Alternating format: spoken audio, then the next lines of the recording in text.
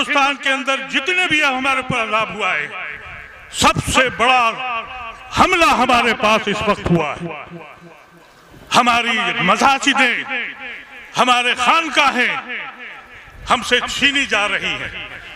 हम इसलिए चुप रहे कि अगर मेरे बच्चे को पकड़ा गया और अगर मेरे बच्चे को कत्ल किया गया तो बगल के आदमी ने कहा कि अल्लाह का शुक्र है मेरा बच्चा बच गया, और अगर मेरे घर पे बुलडोजर चला तो दूसरे ने कहा कि अल्लाह का शुक्र है मेरा घर बच गया। अरे मुसलमानों, तुम्हारे पास क्या बचेगा? तुम्हारी समझ में नहीं आया? अपने झंडे लगा के चिल्लाते फिर रहे हो। तुम्हें मालूम है कि तुम्हारे बाद इसके बाद जिंदगी क्या होने वाली है? पर्सनल लॉ बोर्ड ने जो आवाज दी थी, उस आवाज पे लब्बैक कहो। इस मुल्क में तुम कैसे रहोगे? तुमको फैसला करना होगा। क्या ये अफ्तार पार्टियों में जाके तुम अपने मसाइल पूरे कर सकते हो? कहते हो कि साहब हम जा रहे हैं, हम मसला हल कर रहे हैं। तुम्हें समझ नहीं आती मेरी कौम को हुआ क्या है, क्यों नहीं समझती है? ये उसके वजूद का मसला है। हमने इस हिंदुस्तान को नेहरू और गांधी के हिंदुस्तान को माना था, आज सावरकर और गोलवालकर का हिंदुस्तान बन गया। और तुम इसलिए खुश हो कि कोई एमएलए बन जाएगा, कोई एमपी बन जाएगा, कोई चेयरमैन बन जाएगा। अरे ऐसी कौमें कहां खड़ी होती हैं? कभी तो जागोगे, बताओ इन लोगों को। हम अपनी शरीयत, अपनी मसाजिदें, अपनी खानकाहें अपने वजूद के साथ जिंदा रखेंगे। और ये तमाशे बनने बंद करो। मैं 80 साल के होने के बाद तुम्हारे पास इसलिए आया हूं कि मुर्दा कौम मत बनो, एहसास पैदा करो अपने अंदर तुम कहां खड़े हो। कहा यह जाता है कि हमारी मजबूरी है क्योंकि हम मिनिस्टर हैं, हम एमपी हैं, एमएलए हैं। अरे कैसे आदमी हो तुम लोग? नायडू उसने ये कह दिया कि रमजान में 1 घंटे की मरात है मुसलमानों के लिए, और तुम खुश हो गए। तुम्हारे पैर के नीचे से जमीन काट दी। तुमने कहा 1 घंटे की हमें मरात हो गई। कब सोचना शुरू करोगे? कब तक माजी में रहोगे? क्यों नहीं मुस्तकबिल का हिस्सा बनाते हो? क्यों नहीं फैसला करते हो? आज खुशनसीबी ये है कि इस मुल्क में आज बहुत बड़ी तादाद हमारे हिंदू भाइयों की है जो हमारे साथ खड़े हैं। हमको उनसे फायदा उठाना चाहिए। हमें गांधी को ढूंढ के लाना होगा। इस मुल्क में हम इसलिए नहीं आए थे, हमने जिना को कुर्बान किया था, लानत भेज दी थी उस पर, अपने खून को बांट दिया था। हमने गांधी के हिंदुस्तान को अपनाया था। तुम सावरकर और गोलवालकर के हिंदुस्तान में रह के अफ्तार पार्टियां अटेंड करते हो और कहते हो कि हम मसला हल कर रहे हैं। ये किस तरह के लोग हैं? मुझसे कुछ लोगों ने ये कह दिया। मैं सिर्फ इसलिए आया हूं आपके पास।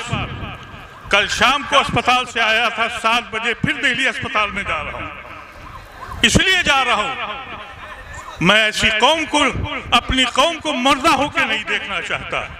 रमजान का ये मुबारक महीना है, आप हजरात रोजे से हैं, अल्लाह से दुआ करें और इन जालिमों को बता दें। अभी तक तुम हम पे हमला करते थे।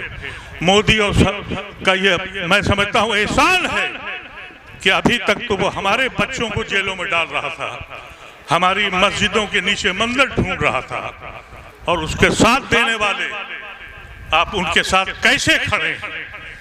आपको मालूम है कि 3 बिल पास हुए।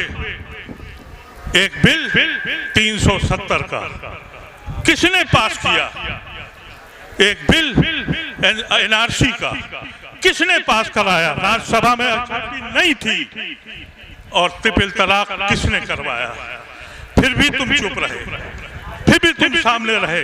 हिम्मत है तो कह दो कि मैं अपने दीन से हिसाब नहीं कर सकता, सौदा नहीं कर सकता, मुझे अपने अल्लाह, अपने रब के पास वापस जाना है। ये कब फैसला करोगे?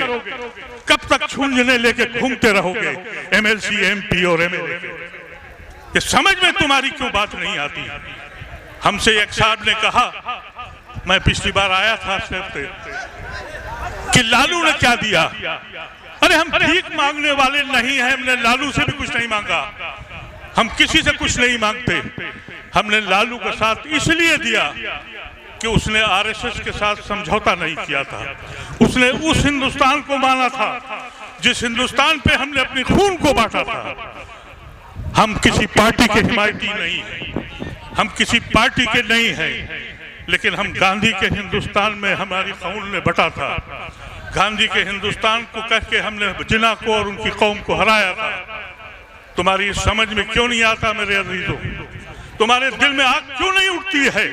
तुम्हारे दिल में ये बात क्यों नहीं उठती है कि ये आखिरी लड़ाई है तुम्हारी?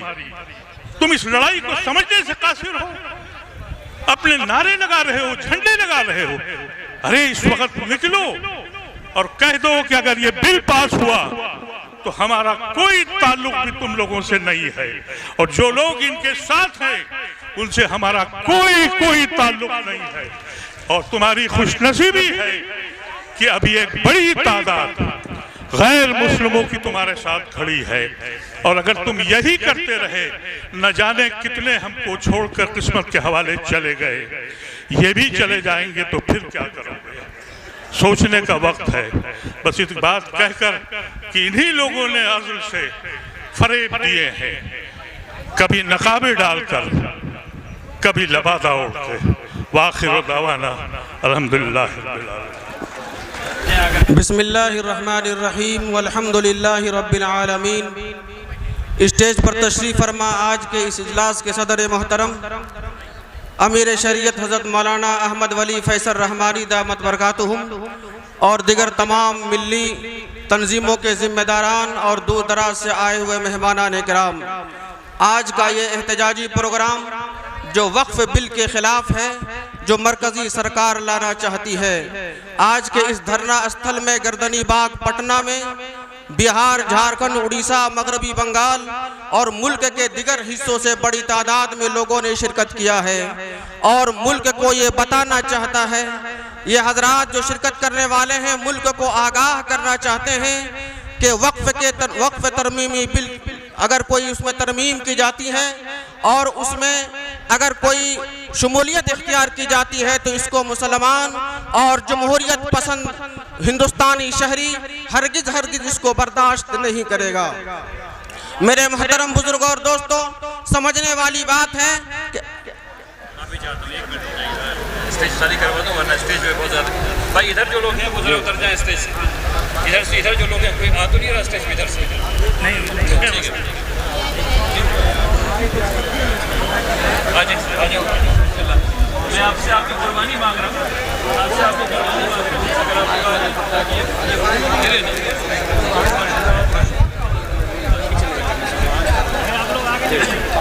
अगर आप लोग आ सके तो बड़ी मेहरबानी होगी। मैं आपके साथ नहीं बैठूँगा, मैं यहाँ नहीं बैठूँगा, आप मेरे साथ आ जाए तो बड़ी मेहरबानी।